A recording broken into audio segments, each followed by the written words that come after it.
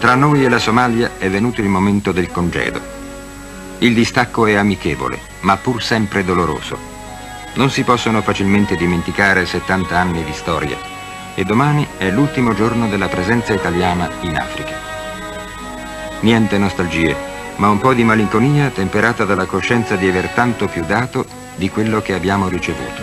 Ai somali e agli altri africani l'Italia non lascia il ricordo di una potenza coloniale avida e sfruttatrice. Paese povero la Somalia, grande 2 volte l'Italia e con una popolazione pari a quella della sola Napoli.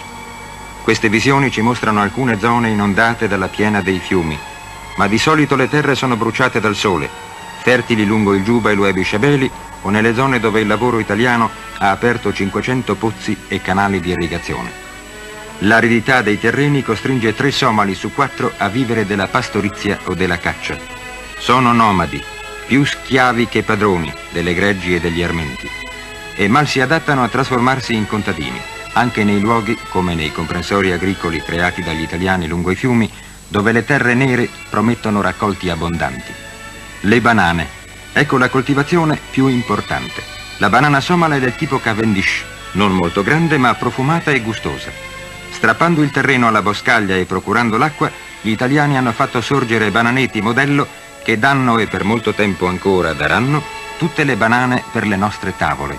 L'azienda Monopolio Banane, che assicura la presenza del frutto tropicale sul mercato italiano, segue tutto il ciclo della produzione, dalla palma alla vendita al dettaglio. Il taglio dei caschi avviene quando sono ancora verdi, di modo che il frutto arrivi a maturazione durante il periodo necessario per farlo giungere al consumatore. Non è un calcolo sempre facile, ed anche l'imballaggio e il trasporto presentano difficoltà, perché la barriera corallina non permette l'imbarco diretto sulle navi bananiere fornite di impianti frigoriferi che assicurano temperatura costante durante le 2 settimane di viaggio.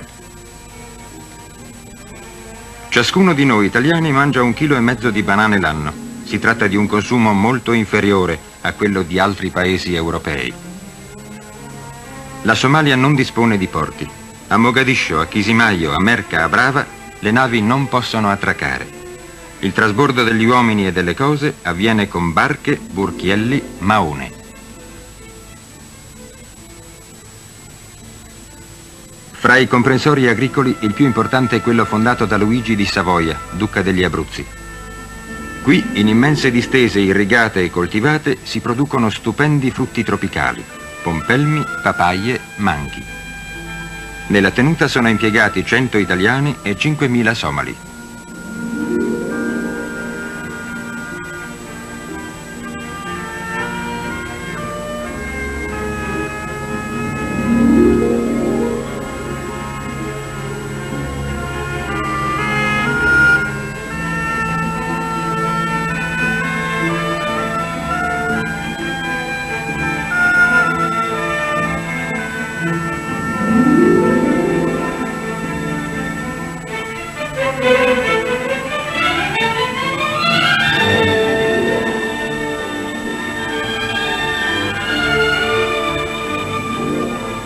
Una delle maggiori produzioni è quella del cotone.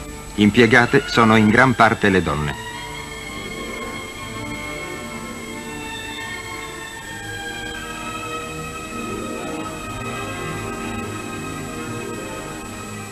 Nelle fattorie ed in boscaglia le donne, spesso sono ragazze giovani molto belle, controllano ogni attività. Fra le musulmane le somale sono le donne più indipendenti ed emancipate. Adesso hanno imparato a lavorare anche nelle fabbriche. Dal cotone, per mezzo di uno sgranatoio, si ricava una fibra destinata all'esportazione.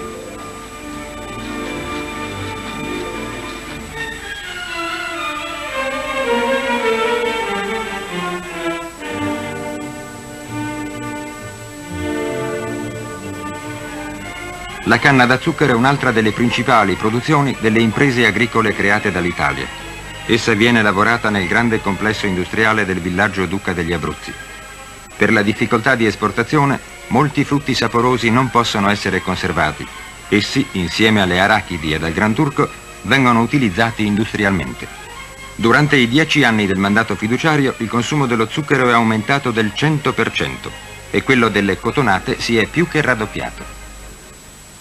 Gli italiani hanno anche aiutato i somali a ricostituire il patrimonio zootecnico, ricco adesso di 7 milioni di capi, fra cui 1.300.000 sono i cammelli.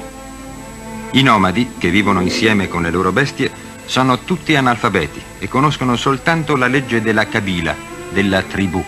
Quanti siano, nessuno sa con esattezza. In Somalia non è mai stato possibile fare un censimento.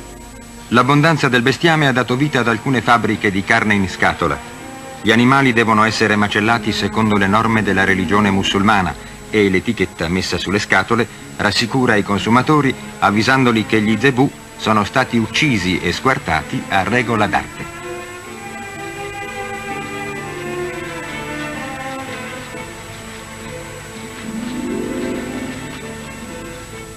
Le pelli dello zebù e del dromedario, della gazzella, del coccodrillo assicurano il lavoro ad alcune concerie di Brava e di Mogadiscio, dove sono recentemente sorti anche dei calzaturifici.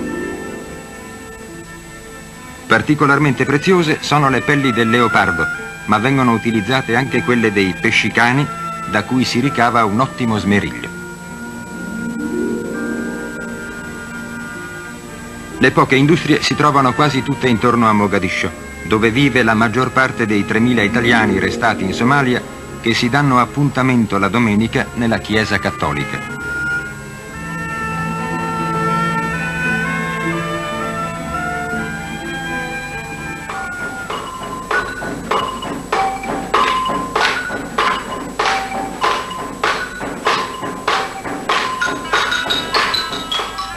I somali sono musulmani sunniti, di rito sciafeita particolarmente rigoroso, e vanno a pregare nell'antica moschea di Arbarukum.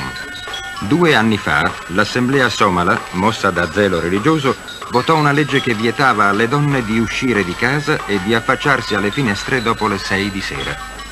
Il nostro amministratore pose il veto a questo provvedimento troppo severo. Fra pochi giorni verranno trasformati in ambasciate i numerosi consolati stranieri a Mogadiscio. Francesi e inglesi, americani e yemeniti, egiziani ed etiopici danno grande importanza alla Somalia, questa grande piattaforma protesa verso l'Asia. Anche nel campo dell'edilizia gli italiani sono stati molto attivi, contribuendo allo sviluppo della capitale ora giunta a 100.000 abitanti e costruendo con materiale prefabbricato palazzi ed alberghi moderni.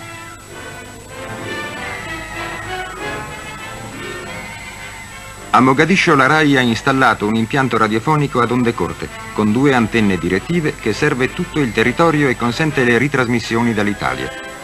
Per i somali, che sono quasi tutti analfabeti e ancora non hanno una propria lingua scritta, la radio acquista una particolare importanza. Le trasmissioni sono effettuate nelle 3 lingue del paese, il somalo, l'italiano e l'arabo. Per gli ascoltatori troviamo 2 giovani che hanno studiato a Roma con borse di studio e chiediamo che ci parlino dei loro problemi. Secondo un vostro intimo motivo di soddisfazione, che cosa apprezzate di più nell'essere somali? La cosa che maggiormente apprezziamo di essere somali consiste soprattutto nella franchezza e nell'essere meno contaminati, meno corrotti rispetto alle vite moderne degli altri popoli nel mondo, in Europa per esempio. Qual è l'inclinazione culturale più tipica dei somali? Io ritengo che sia la poesia, perché il particolare tipo di attività svolta dal somalo, che per la maggior parte è nomade e pastore, è più dedito alla meditazione e alla riflessione, e questo naturalmente porta anche alla contemplazione e quindi alla poesia. Difatti la nostra più grande produzione è data dalla poesia orale, che si tramanda di padre in figlio e che è uno dei più grandi patrimoni culturali che abbia la Somalia. Quali pensate che siano le necessità più urgenti della Somalia? Indubbiamente la necessità più urgente della Somalia è quella costituita dell'unificazione, la quale unificazione non è che costituisce in sé per sé il fine ultimo che si deve raggiungere, bensì un preludio per la risoluzione nella maniera più pacifica e calma di tutti gli altri problemi interni. Che cosa apprezzate maggiormente negli italiani?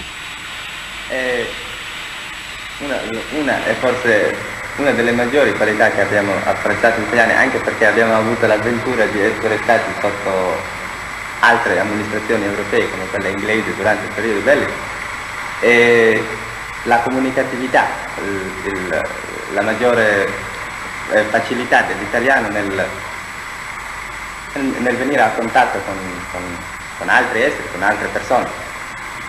Fatto questo che naturalmente dà anche un senso di coraggio, insomma, di potersi esprimere, di poter vivere, insomma, ci sono dei lati umani che avvicinano più le persone, perché non bastano soltanto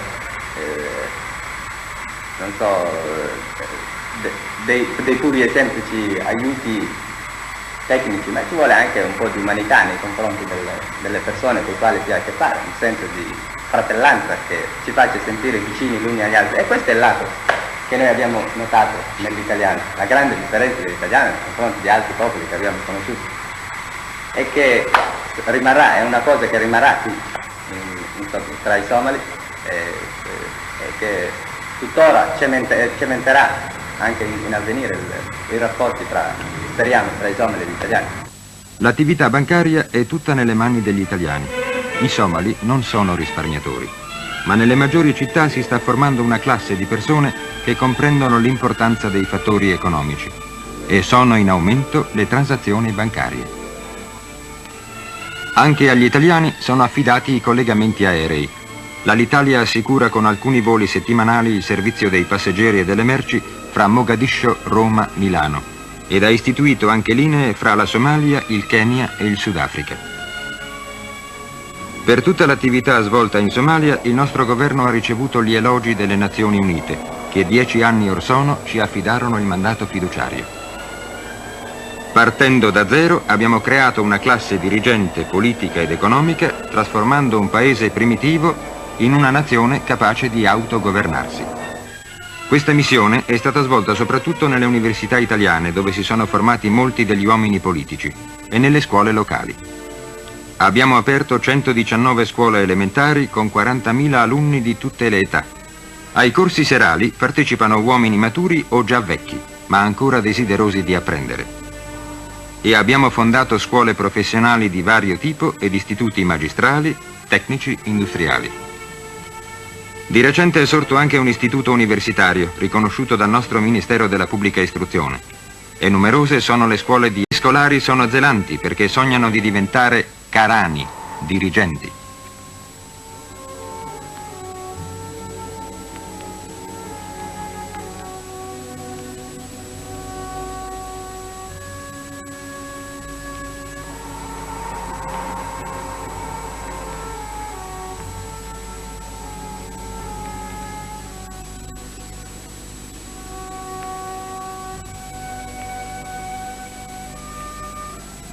La polizia, addestrata dai carabinieri, ha ben mantenuto l'ordine pubblico. I reparti armati difendono le frontiere dai fortini costruiti per nostra iniziativa. La Somalia e l'Etiopia non hanno ancora regolato la questione delle frontiere ed oggi il perno delle contestazioni è il pozzo di El Har, come un tempo era quello di Walwal.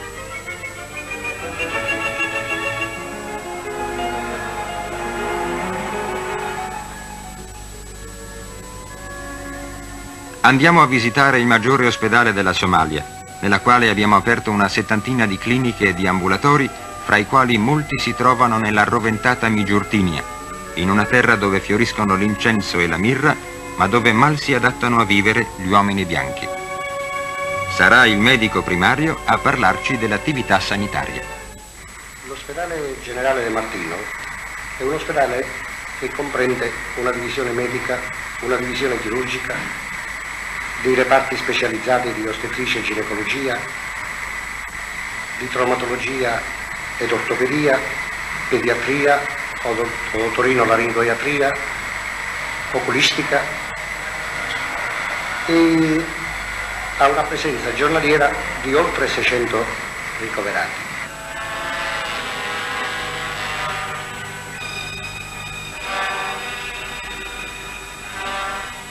I medici italiani sono una cinquantina e oltre a dare battaglia alle malattie tropicali e ad insegnare agli indigeni le norme dell'igiene, sono riusciti ad addestrare numerosi assistenti ed infermieri somali. Anche in questo campo le donne si sono mostrate particolarmente desiderose di apprendere. I nostri medici parlano con entusiasmo delle brave infermiere somale. Grazie a un contributo di $2 milioni delle Nazioni Unite è ora in costruzione a Mogadiscio un nuovo ospedale. Il partito più importante, uscito vincitore dalle ultime elezioni, è la Lega dei Giovani Somali. Il suo acceso patriottismo non arriva allo sciovinismo e i suoi rapporti con il governo italiano sono stati e dovrebbero continuare ad essere molto buoni. Diamo la parola a Mohamed Abukar, presidente della Lega. Il programma del partito della Lega dei Giovani Somali è di affratellare tutti i somali allo scopo di un amalgamento nazionale non solo nel territorio della Somalia attualmente sotto amministrazione fiduciaria italiana, ma anche negli altri 4 territori sotto il dominio straniero che formano la consistenza naturale della nostra patria, e di alimentare nella gioventù la cultura sociale, il concetto nazionale attraverso riunioni propagandistiche e della creazione della scuola. Passiamo poi a parlare con Mohamed Hussein, presidente del partito di opposizione, la Lega per una grande Somalia, che sogna d'unire in un solo Stato le 3 Somalie, l'italiana, la francese e l'inglese. L'Ogaden è una provincia del Kenya che confina con l'Oltregiuba. Nell'intervista Mohamed Hussein non accenna a questo progetto di difficile realizzazione e parla delle altre richieste del suo partito: il riconoscimento dell'arabo e del somalo come lingue ufficiali e della fede musulmana come religione di Stato.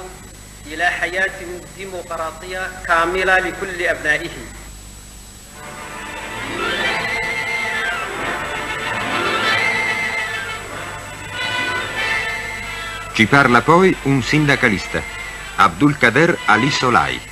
La storia del movimento sindacale in Somalia ha iniziato nel 1949.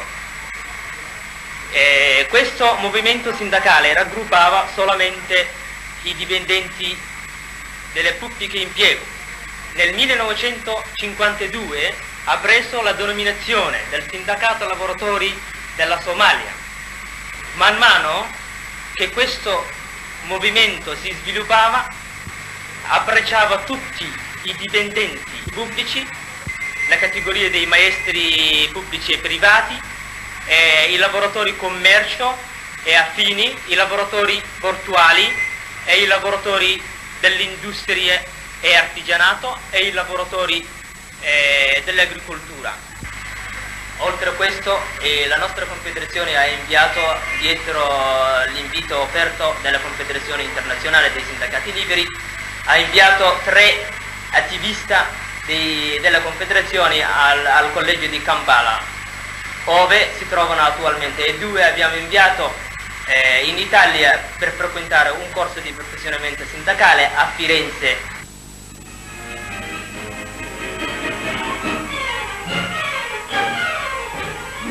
Un secondo sindacalista, Abdul Kader Abukar Mohadi, appartenente a un movimento che mira soprattutto a far sorgere scuole professionali, riconosce che la principale difficoltà da superare è la mancanza di manodopera specializzata e pertanto il sindacato si preoccupa di addestrare i somali a diverse attività artigiane e soprattutto cerca di far apprendere ai giovani i mestieri di maggiore importanza.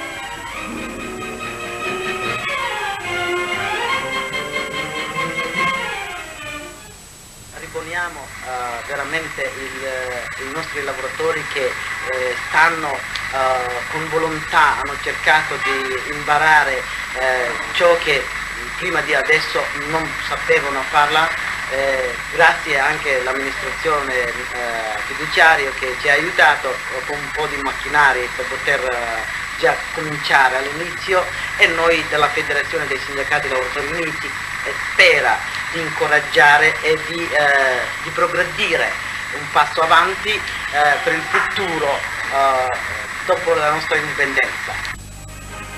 Passiamo al palazzo dell'Assemblea somala, dei cui 70 membri, 60 sono eletti dai somali e 10 dalle minoranze del paese, 4 dagli italiani, 4 dagli arabi, 1 dai pakistani, 1 dagli indiani. A parlarci è il ministro della Costituzione, Mohammed Sheikh Gabiou. La Costituzione somala presenta soprattutto due caratteristiche peculiari.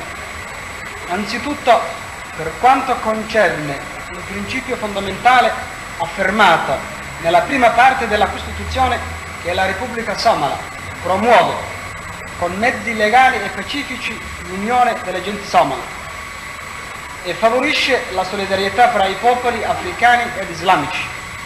A me sembra tuttavia lecito individuare una caratteristica veramente particolare della nostra Costituzione, piuttosto che nelle singole norme, nello spirito con cui essa venne redatta, spirito che si traduce in un atteggiamento consapevole e maturo che ha un profondo significato, quello cioè di riaffermare in un momento in cui le forme democratiche e parlamentari potrebbero sembrare di difficile adozione, specialmente in paesi di recente indipendenza, di riaffermare, la vocazione sinceramente democratica del nostro popolo che intende, in virtù dell'ordinamento che sta per adottare, esercitare una funzione di benefica attrazione in quest'Africa in cui i popoli si stanno avviando tutti mano a mano verso la libertà e l'indipendenza. Ed ora ci portiamo nel palazzo del governo, dove da 4 anni i somali governano il loro paese in piena concordia con il nostro amministratore incaricato di promulgare le leggi. Ci parla il primo ministro Abdullah Hissa. Da 4 anni ormai godiamo di una piena ed assoluta autonomia interna ed anche di una crescente partecipazione di problemi internazionali riguardanti il nostro paese. Questi 4 anni di autonomia e di responsabilità governativa sono stati provvidenziali per porre e consolidare le basi del nostro Stato indipendente e tutto ciò è stato realizzato con sostanziale anticipo rispetto ai termini dell'accordo di Teheran. Durante i 10 anni dell'amministrazione fiduciaria, il reddito medio dei cittadini somali è aumentato del 25% e le nostre esportazioni in Somalia sono passate a oltre 7 miliardi di lire. Il dottor Luigi Gasbarri, consulente del governo, ci dice della situazione economica. Quali sono gli aspetti essenziali dello sforzo economico compiuto qui dall'Italia? Io direi che sono positivi e per confermarlo, se mi permettete, dirò qualche cifra. Quando noi siamo qui arrivati nel 1950, la situazione economica del territorio era espressa in fatto di possibilità di entrate nel bilancio del territorio da una somma di 21 milioni di somali. Oggi questi 21 milioni di somali, anno fiscale 1960, sono divenuti 71 milioni di somali. Quali prospettive economiche può offrire ancora la Somalia all'investimento italiano? Io penso abbastanza numerose e buone, specie ora che è entrata in vigore una nuova legge sugli investimenti esteri in Somalia, la legge numero 10 del 18 febbraio, che è considerata una delle più liberali leggi in fatto di investimenti esteri. Gli italiani hanno diversi settori come operare, quello tessile, quello dell'industria delle carni in scatola, quello dell'industria della pesca e scatolamento di prodotti ittici, continuare nella parte agricola verso forme sempre più industriali nel settore del cotone, dei semi oleosi e delle altre fibre tessili, anche per creare un'alternativa alla produzione della banana, dove, come voi sapete, gli italiani sono dedicati in forme preponderanti e probabilmente prevalenti dal punto di vista economico.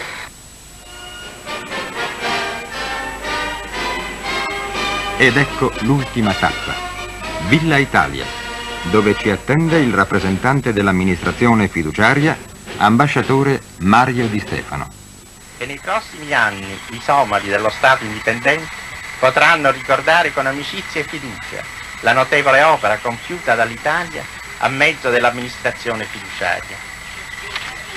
Anche il nostro paese, io spero, potrà trarre vantaggio nella nuova Somalia ed in tutta l'Africa da quanto abbiamo potuto fare nel decennio del mandato.